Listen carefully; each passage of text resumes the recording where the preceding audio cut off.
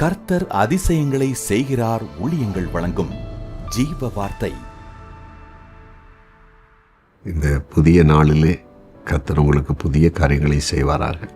கர்த்தருடைய ஊழியக்காரன் இயேசுவின் நாமத்தில் உங்களை வாழ்த்தி ஆசீர்வதிக்கிறேன். நீங்கள் ஆசீர்வாதமாக இருப்பீர்கள், மனமகிழ்ச்சியாக இருப்பீர்கள், சந்தோஷமாக இருப்பீங்க. இயேசப்பா உங்களை அப்படியே நடத்துவார். இந்த நாளின் ஜீவ வார்த்தைக்கான வசனம் சங்கீதம் 20:1. ஆபத்து நாளிலே கர்த்தர் உமது ஜெபத்தை கேட்பாராக. யாக்கோபின் தேவனுடைய நாமம் உமக்கு உயர்ந்த அடைக்கலமாவதாக. ஆபத்து நாளில் ஜெபத்தை கேட்பாராக. நம்முடைய வாழ்க்கையில் சில நெருக்கமான காலகட்டங்கள் சில நேரத்தில் வந்து விடுகிறது. எதிர்பாராத சில இக்கட்டான நிலைகளை நாம் கடக்க வேண்டிய நிலைக்குள்ளே வருகிறோம். திடீரென்று சில விபத்துகளை சந்திக்கிறோம், அல்லது சில வியாதிகள் நம்மை தாக்குகிறது. குடும்பத்தில் சில பிரச்சனைகள் வந்து விடுகிறது. அந்த நேரம் நாம் என்ன செய்வதென்று தெரியாமல் திணறிக்கொண்டே நிற்போம். இந்த நேரத்தில் நாம் செய்ய வேண்டிய ஒரு காரியம், இந்த ஆபத்தான காலகட்டம் செய்ய வேண்டிய காரியம், நாம் ஜெபிக்கணும். இயேசுப்பாட்டு அந்த பிரச்சனையை மாற்றித்தாரும் என்று ஜெபத்தில் நாம் வைக்கும்போது ஜெபத்தை கேட்டு அன்று அற்புதம் செய்வார். அதான் இந்த வசனத்தில் சொல்லப்பட்டிருக்கிறது. ஆபத்து காலத்தில் கர்த்தர் உமது ஜெபத்தை கேட்பாராக.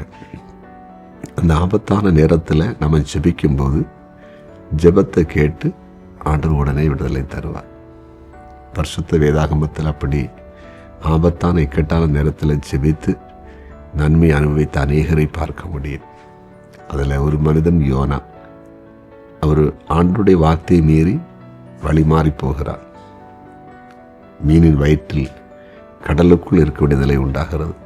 அந்த கடலுக்குள் மீனுக்குள் இருந்து கொண்டு யோனா விண்ணப்பிக்கிறார், ஜெபிக்கிறார், மன்றாடுகிறார். ஆண்டவர் மீனின் வாயிலிருந்து வெளியே அந்த நினைவே பட்டணத்தின் கரையிலே கொண்டு விடுகிறார். பாருங்க, ஒரு ஆபத்தான நேரம், மரண இருள் சூழ் நேரத்தில் அந்த மன்றாட்டு ஜெபம் தேவ சமூகத்தில் போய் எட்டி பதிலை கொண்டு வந்தது. இப்படி நம்முடைய வாழ்க்கையில கூட ஒரு நெருக்கமான காலகட்டங்களில் இந்த இடத்தை விட்டு தாண்டி வர முடியாதுன்னு இருக்கிற சூழ்நிலையில் நாம் ஜெபிக்கும்போது நம்முடைய ஜெபத்தை கேட்டு அதிலிருந்து இயேசப்பா விடுதலையாக்குவார். இன்றைக்கி அதை கேட்டால் நிலையில் இருக்கிறீங்களா? கலங்காதீங்க, ஜெபம் பண்ணுவோம். நீங்களும் ஜெபிங்க. அந்த இக்கட்டிலிருந்து ஆபத்திலிருந்து கண்டிப்பாக உங்கள் ஜெபத்தை கேட்டு இயேசப்பா விடுவிக்க போகிறாரு. ஜெபிப்போமா? ஜெபிக்கலாம்.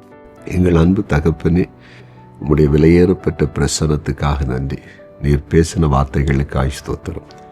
ஆபத்தான இக்கட்டான நெருக்கமான நிலையில் யார் இருக்கிறார்களோ உடைய பிள்ளைகளுடைய ஜெபத்தை கேட்டு அந்த இக்கட்டான சூழ்நிலையை நீர் மாற்றி அமைக்கும்படியாய் ஜெபிக்கிறேன்.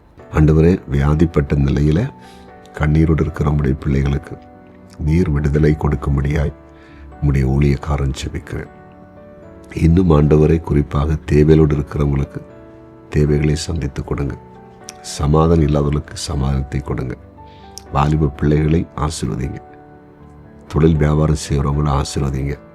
நிரந்தர வேலை தொழில் வியாபாரம் இல்லாதவர்களுக்கு நிரந்தரமான வேலை தொழில் வியாபாரங்களை அமைத்து கொடுங்க. இனி பிறந்த நாளை காண்கிற ஒவ்வொருவரையும் ஆசீர்வதியும். திருமண நாளை காண்கிற ஒவ்வொருவரையும் ஆசீர்வதியும். பெரிய காரியங்களை செய்ய நீர் அப்படி செய்கிறதற்காக நன்றி. இயேசுவின் நாமத்தில் பிதாவே, ஆமென்.